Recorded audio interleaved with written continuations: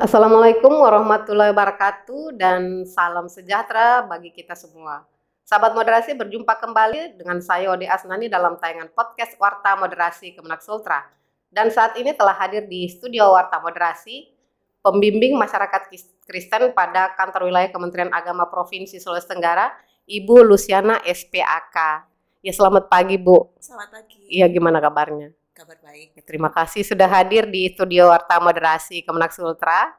Ya, yang mana studio Warta Moderasi Kemenak Sultra ini berada tepat di Geraha Moderasi Kemenak Sultra, yang mana Geraha Moderasi merupakan salah satu inisiatif dari Bapak Kepala Kantor Wilayah Kementerian Agama Provinsi Sulawesi Tenggara Haji Zainal Mustamin dalam rangka mengerusutamakan moderasi beragama di Sulawesi Tenggara. Ya baik, berbincang-bincang terkait moderasi beragama nih Bu. Bagaimana pandangan agama Kristen ini dalam melihat moderasi beragama dan seberapa penting moderasi beragama itu? Silakan. Sedikit saya memberikan penjelasan tentang arti moderasi beragama. Moderasi beragama itu adalah sikap atau cara pandang yang tidak berlebihan atau tidak ekstrim dalam menjalankan agama kita masing-masing. Nah, kalau di kekristenan bahwa yang namanya moderasi beragama maksud saya itu sudah ada. Karena terlihat dari, saya mengutip satu ayat firman Tuhan yang terambil dari kitab Markus pasal 12 ayat 30. Di situ dikatakan bahwa kasihilah Tuhan Allahmu dengan segenap hatimu, dengan segenap jiwamu, dan dengan segenap akal budimu, dan dengan segenap kekuatanmu. Dan kasihilah sesamamu manusia seperti dirimu sendiri. Kedua hukum ini adalah hukum yang sangat utama gitu ya, dan tidak ada hukum lain di luar dari hukum ini. Nah, itu berarti bahwa kekristenan juga mengajarkan kita untuk mengekspresikan bagaimana kasih kita kepada sesama. Tidak, dalam firman Tuhan dikatakan bahwa bukan hanya kita mengasihi orang yang seagama, sesuku atau sebangsa dengan kita, tapi dikatakan kasihilah sesamamu manusia seperti dirimu sendiri. Itu berarti kasih yang dimaksudkan di sini adalah secara universal kepada semua orang. Nah, itu kan terlihat bahwa moderasi beragama juga itu sudah ada di kekristenan. Nah, satu hal yang saya mau sampaikan bahwa di Kristen itu ada banyak denominasi. Nah, tentu saja yang namanya klaim mengklaim gitu ya, pasti ada di semua agama, ya termasuk dengan kami di Kristen, karena kami ada banyak organisasi-organisasi itu. Sehingga ada orang yang katakan, gereja saya yang paling benar, gereja itu tidak. Ada yang seperti itu. Sehingga sekali lagi bahwa ketika ada klaim mengklaim seperti ini, bagaimana kita yang katakanlah keluarga besar Kementerian Agama dengan adanya moderasi beragama ini, kita bisa memberikan pemahaman kepada masing-masing gereja, lembaga gereja, supaya mereka bisa memahami bahwa ketika kita berada di negara ini yang kita tahu bahwa ada begitu plural ya, kita bisa menghormati, menghargai dan menerima perbedaan yang ada, sehingga tidak harus ada klaim-mengklaim seperti itu.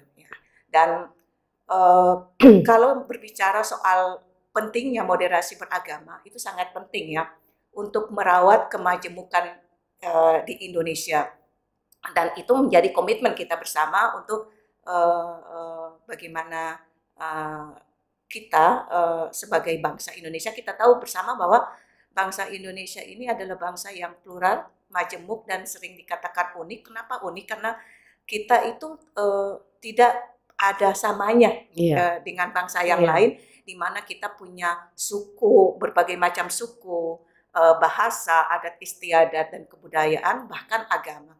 Dan kita tahu bersama bahwa di negara kita ini ada 6 agama besar yang diakui oleh Indonesia, bangsa Indonesia, ya.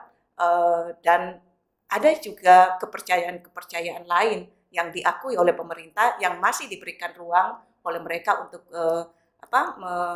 menjalankan agama dan kepercayaan mereka masing-masing. Nah, tentu saja dengan keunikan, dengan keberagaman yang ada, terutama keberagaman beragama gitu ya, kalau kita tidak rawat dengan baik, tentu saja akan mengalami gesekan-gesekan, dan pastinya ada yang merasa bahwa oh agama saya yang paling benar. Apalagi kalau misalnya kita yang merasa ada kekuatan di dalam diri kita dan kita akan merasa bahwa oh agama saya yang paling benar dan agama itu tidak. Sehingga dengan adanya mengklaim seperti ini kan ada timbul yang namanya ajaran ekstrim, Iya, radikal seperti itu, memaksakan kehendaknya untuk dia mengikuti apa yang dia kehendaki gitu. iya. Dan dengan adanya moderasi beragama ini semua bisa Iya, dengan disatukan. adanya moderasi beragama seperti Iya, ini, ya itu kita. iya, iya Uh, baik.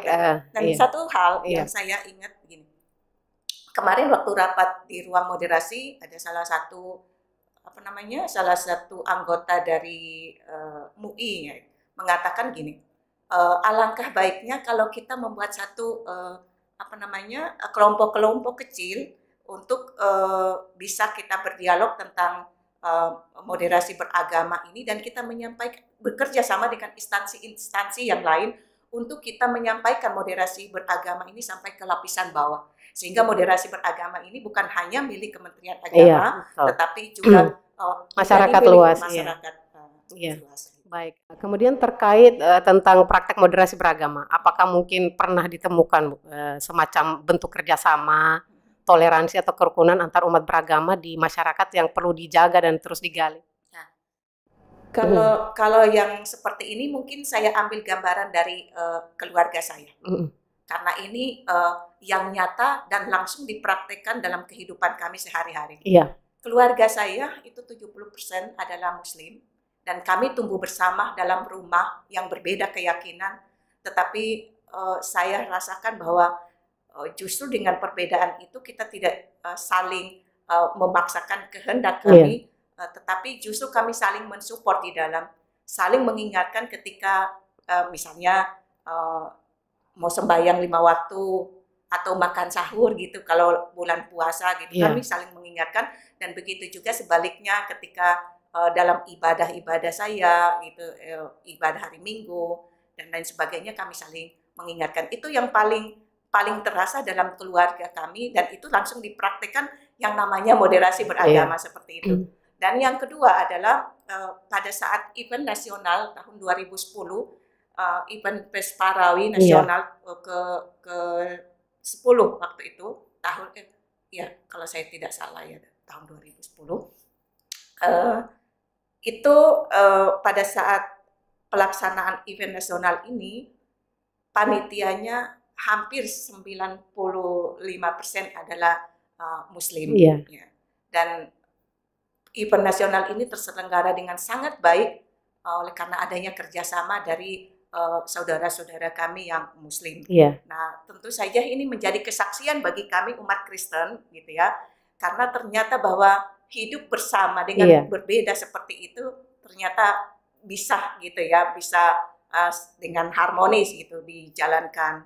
Dan sekali lagi bahwa ini event yang sangat luar biasa bagi kami dan ya, sekali lagi saya katakan bahwa ini menjadi kesaksian bagi kami umat Kristen karena akhirnya banyak saudara-saudara dari provinsi lain datang jadi studi banding di Provinsi Sulawesi Tenggara karena adanya event nasional yang sangat saya katakan spektakuler deh, karena dengan saudara-saudara kami yang ikut berpartisipasi di dalam. Iya, baik. Kemudian sejauh ini nih Bu, langkah-langkah apa yang sudah dilakukan oleh pembimbing masyarakat Kristen dalam mengerustamakan moderasi beragama di Sulawesi Tenggara? Pertama saya mengucapkan terima kasih untuk Kementerian Agama yang kemarin sudah melaksanakan pelatihan pelopor dan penggerak, bekerja sama dengan Badan Litbang dan Diklat Jakarta, sehingga pelatihan pelopor dan penggerak moderasi beragama kemarin itu bisa diikuti selain dari keluarga ASN Kementerian Agama, juga diikuti oleh tokoh-tokoh agama, guru-guru dan penyuluh. Nah, tentu saja dengan